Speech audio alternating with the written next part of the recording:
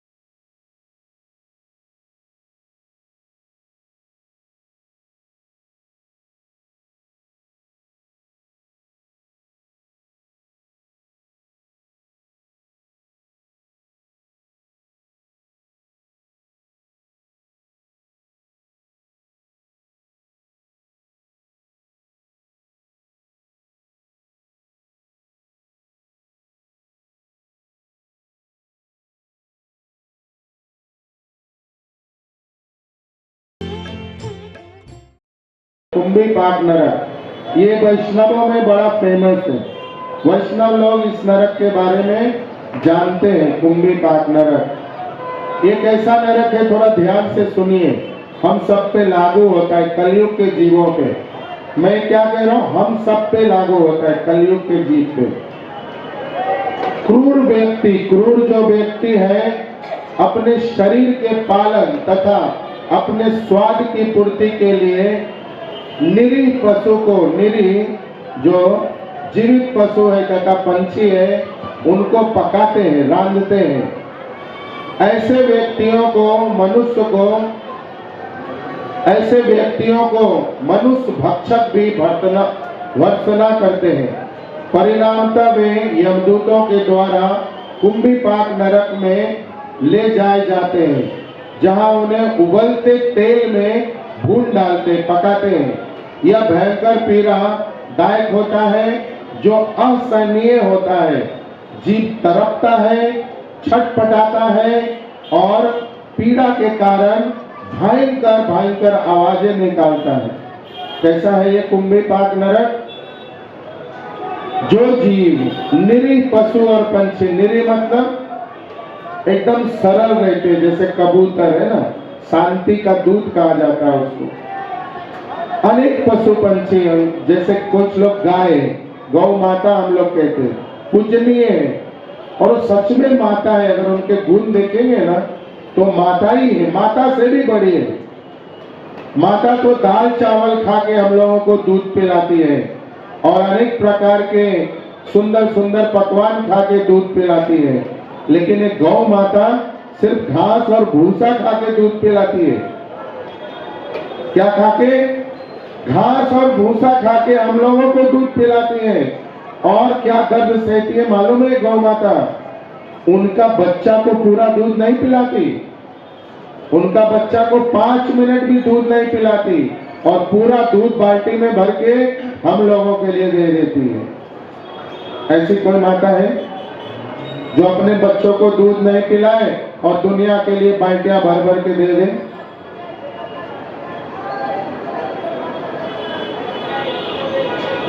हम लोग उसमें जाते नहीं, हम लोग उसमें सोचते नहीं, विचार नहीं होता इतना। घास खाने वाली, भूसा खाने वाली, अपने बच्चों के लिए जो सैक्रिफाइस कर रही है, अपने बच्चों के लिए जो इतना पीड़ा सह के हम सबको दूध पिलाती है, लोग उनको काट काट के खा जाते हैं। इस प्रकार से उनका जीवन है। ये सब कहाँ जाएंगे? कुंभी पाक नरक में जाएंगे। वो कैसे करते? कुंभी पाक। कुंभ एक बहुत बड़ा घड़ा है, कुंभ बहुत बड़ा, समझिए पूरा उसमें नाला सुपारा जितना बड़ा कढ़ाई है, और उसमें लोहे का पिघलाया हुआ लाल लाल तेल रहता है। लोहा पिघला हुआ लाल तेल रहता है, और उस लोहा पिघला हुआ लाल तेल में ये ऐसे मार के पकाने वाले जीवों को यमराज के दूत क्या करते हैं? उठाते एक साथ और खटक से उसमें डाल देते हैं। आप सबका कभी कभी रोटी पकाते पकाते तवा है ना एकदम लाल हो जाता है कि नहीं? तो एक बूंद पानी डाले उस पे, कैसे करेगा? छन, और पानी कहाँ गया मालूम नहीं। ऐसे होता है। मुझे रोटी पकाना बहुत अच्छा आता है, रोटी नहीं सब कुछ। यहाँ जो भोग बनता है ना, हमारे सब भक्त बना रहे हैं। यहाँ कैटरिंग वाला अलाउड नहीं, सालों से 16 साल से एक आदमी कैटरिंग का नहीं, सब भक्त लोग पकाते हैं। और सब एकदम अच्छे पढ़े लिखे, कोई कुक नहीं, चपरासी नहीं, सभी प्रकार के अच्छे भले घर के भक्त लोग पका रहे हैं। प्रसाद अच्छा लग रहा है आप लोगों को? और उन लोग को ट्रेनिंग रहता है, मिस्टेक हुआ ना तो सेवा से वंचित हो जाएंगे, ऐसे ट्रेनिंग है उनको। मतलब निवेदन करके कि भाई लापरवाही मत बरतना, भगवान को खिलाना है, भक्तों को खिलाना है। कोई इंजीनियर है, कोई डॉक्टर है, कोई सीए है, कोई और कोई ऑफिस में कोई बिजनेस वाला है, सब जो कर सकता है कर रहे हैं। भगवान की सेवा है, भक्तों की सेवा है। उनको नरक में नहीं जाना, भगवत धाम जाना है। यही सार्थक है। समझ गए, जान गए। तो ऐसे बड़े कढ़ाई में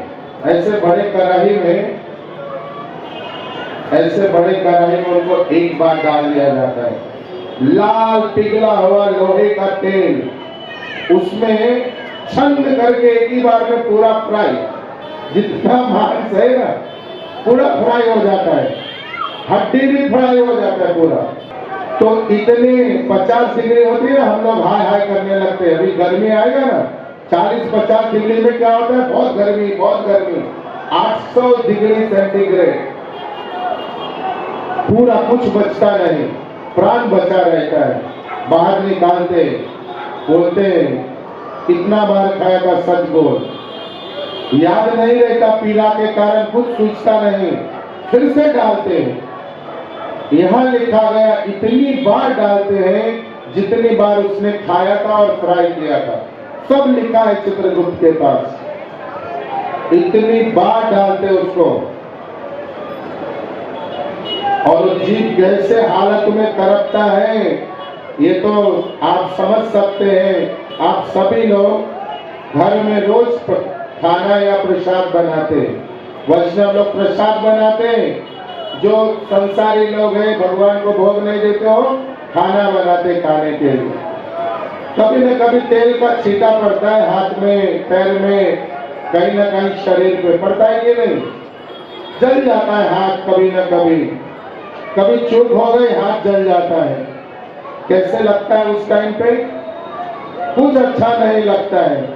सबको डांट देते, घर वाले भाग के आते, बर्फ लगा लो, गरमाल लगा लो, घी लगा लो, अरे हटो तुम लोग के कारण जल गया, डांट देते, सब हट जाते। भाई अभी भाई मामला घरों में थोड़ा शांति रखो, नहीं तो खाना पीना बंद हो जाएंगे। इतना सा तेल पड़ गए तो ये हालत होता है। वहाँ तो पूरा खेल ही खत्म है। बहुत यातना सहने के बाद भी प्राण नहीं जाते, उतनी बार डालते निकालते जितना बार उसने खाया और फ्राई किया है, पशुओं को मारा और काटा है, उन सबको कुंभी पाक नरक में डाल के भयंकर पीड़ा दी जाती है। तो इसीलिए भगवान हम सबके परम हितैषी जगन्नाथ राधा राज बिहारी वो शिक्षा दे रहे, ज्ञान दे रहे, परम क्या दे रहे कि हमें किसी भी पशु को, निर्जीव जो पशु है, जो निरा है, बेचारा उनका अपने बचाव के लिए कुछ नहीं कर सकते, ऐसे पशुओं को मारना, काटना और पकाना, खाना नहीं चाहिए। उनको लोग पालते, जो जानकार लोग हैं उनको पालते, सेवा करते। गाय माता को लोग पालते, सेवा करते कि नहीं? लेकिन बहुत सारे लोग कुत्ते भी पालते हैं ना, और बिल्ली भी पालते हैं। शास्त्र भागवत जी कहते हैं कुत्ता बिल्ली पालने की चीज नहीं, कुत्ता बिल्ली पालने की चीज नहीं है।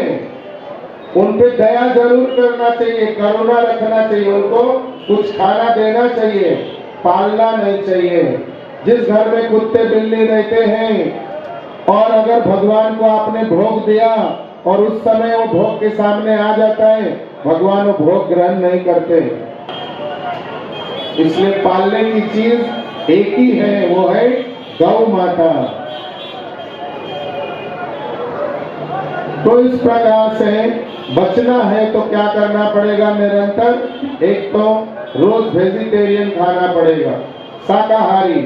भगवान यही पसंद करते हैं। भगवान का कहना भी यही है कि मुझे, मैंने कल कहा था, पत्रम पुष्पम फलम तोयम यो मद भक्ता प्रयच्छति। जो मुझे पत्ता, पुष्प, फूल, फल और जल देता है, मैं वही ग्रहण करता हूँ, प्रेम से दिया तो इसलिए हम सबको शाकाहारी होना चाहिए, मांसाहारी नहीं होना चाहिए। अभी तक किया कोई, चलो नहीं मालूम था किया, आज तो मालूम पड़ा। अगर आज के बाद भी करेंगे इसका मतलब क्या हुआ? ना तो आप भगवान की सुनने वाले हैं, ना भागवत जी की सुनने वाले हैं, ना जो कथा बोल रहे हैं उनको सुनने वाले हैं, ना ही जो आपके गुरु जी हैं उनका कुछ सुनने वाले हैं। आप किसका सुनना चाहते हैं? जो आपका मन कहता है, मनोधर्मी है आप। तो इस प्रकार से हम लोगों को शुद्ध शाकाहारी बनना चाहिए। साधु संत महात्मा उदाहरण देते हैं, पेड़ पे कौवा बैठा है, कौवा, क्या बैठा है? कौवा। उसको भगाना है तो क्या करते हैं? नीचे से कुछ ताली बजाएंगे या एक एयर गन आता है, आवाज करेंगे फटक, या कुछ बम पटाखा छोड़ देंगे, कौवा भाग जाएगा। नॉर्मली ताले से ही भाग जाते हैं।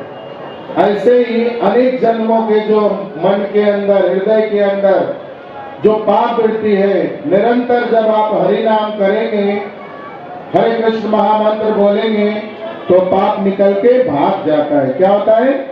पाप निकल के भाग जाता है। कलयुग को परीक्षित महाराज ने 4 जगह दिया था, कलयुग संतुष्ट नहीं हुआ। ये चारों काम करने वालों को भी कलयुग कहा जाता है। कलयुग कौन है?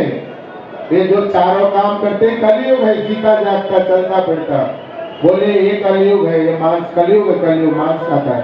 कलयुग है देखो शराब पीता है, जहाँ मांसाहार का दुकान है ना, कटता है, कलयुग का दर्शन। शराब के अड्डे, कलयुग का दर्शन। जो बेविचार जहाँ हो रहा है, कर रहे हैं, वो कलयुग का दर्शन, साक्षात दर्शन। जहाँ नशा हो रही है, साक्षात दर्शन है ये सब। तो इस प्रकार से ये 4 पाप का स्थान, 5वां बोला कलयुग ने, मुझे एक स्थान और दे दो कम से कम महाराज। परीक्षित ने कहा ठीक है, जो बहुत ज्यादा सोना आवश्यकता से अधिक पहनेगा, समझना वो कलयुग है। मैं कह रहा था ना, कई लोगों का गला देखेंगे ना, गला तो ऐसा लगेगा ज्वेलरी का दुकान है। आप कंफ्यूज हो जाएंगे कि मैं दुकान में जाऊं या इससे ही खरीद लूं। इतना तोला सोना पहने रहते हैं। तो 5वां स्थान पाप रहता है। इसलिए सोना अगर ज्यादा शौक है तो भगवान के आभूषण बनाने चाहिए। अपने लिए, स्त्रियों के लिए, श्रृंगार के लिए क्या कहा गया? जितना श्रृंगार के लिए जरूरी है उतना ठीक है, उतने की इजाजत है भागवतम में। असली जो सोना है, जो देवलोक में देवता लोग पहनते स्वर्ग में, वो यहाँ नहीं आता है, वो चमकता है दूर से। यहाँ तो हमेशा 1-2 साल में साफ कराना पड़ता है ज्वेलर लोगों के पास, और वो साफ करते करते 2-3 ग्राम साफ कर देते। अगर आप साफ करने दिया ना 2-3 ग्राम साफ हो जाएंगे उसमें। इतने अच्छे लोग हैं यहाँ पे। असली जो सोना है वो भीतर लोक में शिव जी रहते हैं अपने पत्नी बच्चों के साथ। भीतर लोक नीचे है, अतल भीतर, वहां पे शिव जी के वीर की एक पूरी नदी है। एक पूरी नदी, उस नदी को जब जलाया जाता है तो असली सोना निकलता है, असली सोना। देवता लोग उसको आनंद से ले जाते हैं और उस सोने को पहनते हैं शिव जी का प्रसाद के रूप में। वो यहाँ आता भी नहीं। तो ये पाप के 4 स्थान हैं और ये पाप के 4 पहचान है। हम लोग को उससे बचना चाहिए। कुंभी पाप नरक से बचने के लिए हम लोग कोई भी पशु का हत्या नहीं करना चाहिए, नहीं पका के खाना चाहिए, नहीं तो हमें फ्राई किया जाएगा, दुख दिया जाएगा और ये दुख असहनीय पीड़ा होती है। कई जन्म तक नरक में रहना पड़ता है। इसलिए शाकाहारी बनिए, शुद्ध शाकाहार। हम लोग जो वैष्णव धर्म को मानते हैं ना, वो प्याज लहसुन भी नहीं खाते। आप लोग जो महाप्रसाद खा रहे प्लेट चाट चाट के, उसमें प्याज लहसुन नहीं है। अच्छा लग रहा है, खराब लग रहा है? कितने जन को अच्छा लग रहा है? हाथ ऊपर करके भगवान का नाम बोलिए। हरे कृष्णा कृष्णा कृष्णा हरे हरे, हरे राम राम राम हरे हरे। तो यहाँ अच्छा लग रहा है तो घर में अच्छा नहीं लगेगा। इसका मतलब हम लोग मन बुद्धि से बीमार हैं। क्यों पैसे बिगाड़ रहे प्याज लहसुन में? उस पैसे से काजू किशमिश खाइए ना। जितने का प्याज लहसुन लाते ना उतने का मैं भगवान का सर्वेंट हूँ, नौकर हूँ, उनके लिए भोग बनाता हूँ। तो प्याज लहसुन का जो पैसा बचता है ना, उसमें बादाम और काजू का ग्रेवी बनता है बहुत अच्छा। अगर बादाम और काजू को पीस के डालेंगे ना, ऐसी सब्जी बनेगी, प्लेट में होल हो जाएगा या आपका उंगली कट जाएगा। 2 में से एक चीज होगा। मतलब बहुत टेस्टी बनेगा, कहने का ये तात्पर्य। तो प्याज लहसुन का पैसा बचाइए और उसकी जगह बादाम काजू खाइए।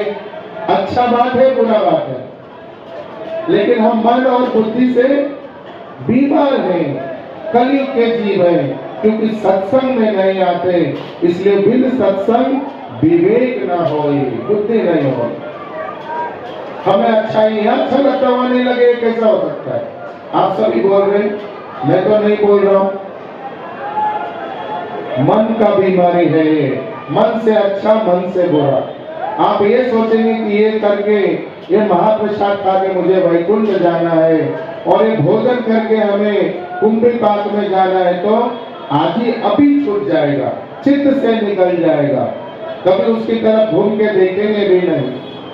तो इस प्रकार से ऊंचा जीवन बनाइए, शाकाहार जीवन बनाइए, गौ माता की सेवा करिए, पालिए, दूध पीजिए और निरंतर हरि नाम करिए। हरे कृष्णा कृष्णा कृष्णा हरे हरे, हरे राम राम राम हरे हरे, हरे कृष्णा कृष्णा कृष्णा हरे हरे, हरे राम राम राम हरे हरे, हरे कृष्णा कृष्णा कृष्णा हरे हरे, हरे राम राम राम हरे हरे, हरे कृष्णा कृष्णा कृष्णा हरे हरे, हरे राम राम राम हरे हरे। तो यहाँ पे एक और नरक का वर्णन और उसके बाद संभवतः आज का विश्राम में हरि कीर्तन और आगे की कार्रवाई होगी। तो ये आखिरी एक और नरक का वर्णन कर रहा हूँ। इस नरक का नाम है अंधकूप नरक। क्या है? अंधकूप। अंधकूप समझते हैं आप लोग?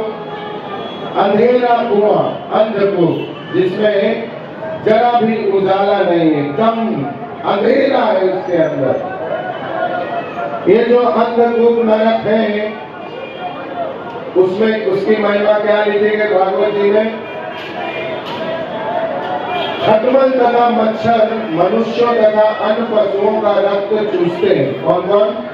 खटमल तथा मच्छर अन्य पशुओं का रक्त, मनुष्यों तथा पशुओं का रक्त चूसते हैं। जो खटमल है और मच्छर है वो किसका किसका खून पीते हैं?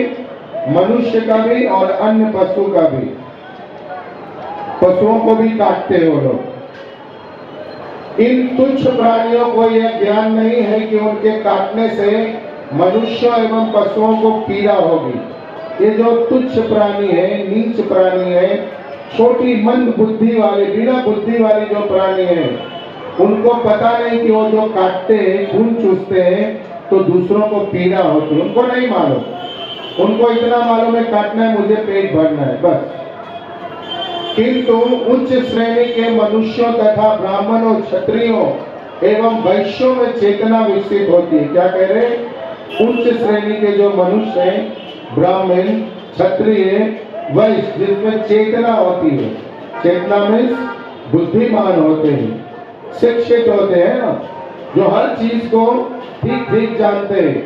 भगवान ने हम लोग पे बड़ी कृपा की है, मनुष्य देह वालों पे बहुत बड़ा बुद्धि दिया है। इतना बुद्धि किसी जीव को नहीं दिया, फिर भी नहीं भजते भगवान को। इतने मंद बुद्धि हो गए। मनुष्य इतना बुद्धिमान कोई है? कोई जीव, कोई प्राणी नहीं, फिर भी अधम हो गया। इससे अच्छे तो पशु है, गाय है हमारी माँ। पशु होते हुए भी घास उसके लिए तय किया तो घास ही खाती है। कहा गया कि इससे अच्छा तो शेर है, भले वो जंगली है, भले वो खून पीता है, लेकिन उसको खून पीने के लिए बनाया गया। भगवान ने उसका आहारी बनाया, मांसाहारी है वो कभी घास नहीं खाता है, अपने नियम में रहता है। इतना तो ईमानदार है। लेकिन मनुष्य बनाया गया घास शाकाहार करने के लिए, लेकिन कुछ भी नहीं छोड़ता है। तो ये इतने भयंकर ये मनुष्य हो गए जिनको इतना बुद्धि दिया था। तो इस प्रकार से कहते हैं कि उन पशुओं को तो कुछ मालूम नहीं, बेचारे मंद बुद्धि है, निम्न योनि है, वो काटते खून पीते रहते हैं। लेकिन ब्राह्मण, क्षत्रिय, वैश्य और दूसरे जो जीव है, शूद्र, स्त्री, यवन, मलेच्छ, राक्षस, हैवान, अनेक प्रकार के जो योनियां हैं, ये सब इनको कुछ न कुछ बुद्धि दिया भगवान ने। और कुछ तो परम बुद्धिमान है, जैसे ब्राह्मण वर्ग को परम बुद्धिमान कहा जाता है। आज बहुत सारे ब्राह्मण लोग भी मांसाहार करते हैं या 4 नियम का पालन नहीं करते हैं। 4 में से कोई ना कोई पाप करते रहते हैं, बहुत सारे। और संसार में कोई ना जाने, इसलिए वो क्या आपस में बात करते हैं। जब उनको मांसाहार या नशा करना रहता है तो क्या बोलते हैं? ये नहीं कहते चलो भाई शराब पीने चलते हो, क्या कहते हैं? आज पूजा पाठ कर लेते हैं। क्या कहते हैं आपस में? आज पूजा पाठ कर लेते। दोनों समझ जाते हैं, हाँ चलो पूजा पाठ कर लेते। तो कह रहे कि ऐसे जो चेतना विकसित रूप में इनकी होती है, अतः वे जानते कि प्राण लेना कितना कष्टदायक है, फिर भी मनुष्य विवेकहीन तुच्छ प्राणियों को मारता या सताता है तो वह निश्चय ही पाप करता है। ऐसे मनुष्यों को अंधकूप नरक में रखकर दंड दिया जाता है। क्या किया जाता है ऐसे मनुष्य को? जो जानबूझ के बुद्धिमान होने के बाद, पढ़े लिखे होने के बाद भी इस तरह के कुकृत्य करते हैं, भयंकर उनका कर्म है, उनको ये अंधकूप नरक में डाला जाता है। अंधकूप नरक कैसा है? एक बहुत गहरा कुआं है, बहुत गहरा कुआं, जिसकी लंबाई चौड़ाई कितना है मालूम है? समझिए यहाँ से लेके कलकत्ता लगभग 1700 किलोमीटर इतना गहरा कुआं है। और चौड़ाई कितना है?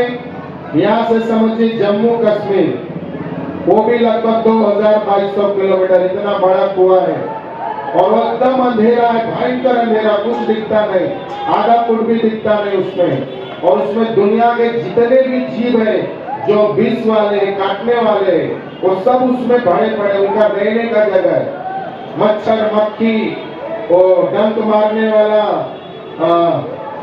बिरनी, पीला जो डंक रहेगा ना वो, और मधुमक्खी, बड़े बड़े भौड़े, अनेक प्रकार के सांप बिच्छू, जितने जहरीले डंक मारने वाले जीव है उसमें रहते एक साथ, और उसको ऊपर से फेंका जाता है। और इतने भरे रहते हैं कि उनको नीचे जाने नहीं देते, बीच में पकड़ लेते सब मिलकर और काटना शुरू करते एक साथ। कभी आप लोगों ने मधुमक्खी का छत्ता देखा है? कैसे वो लोग एक के ऊपर एक करते रहते हैं, ऐसे उनको काटते नोचते हैं, एक एक टुकड़ा मांस खा लेते, एक एक टुकड़ा, कुछ रहने नहीं देते। अब एक तड़पता है, क्या करता है? अब सिर्फ इनके पास तड़पने की व्यवस्था और कुछ नहीं। चिल्लाता है, रोता है, गिड़गिड़ाता है, अपने पूरे परिवार, अपने पूरे खानदान, समाज, दुनिया को बुलाता है, कोई सुनने वाला नहीं। घोर अंधेरा है, भयंकर दुख भोगता है और कहता नहीं करूंगा, छोड़ दो छोड़ दो, लेकिन यमराज के दूत निकालते नहीं।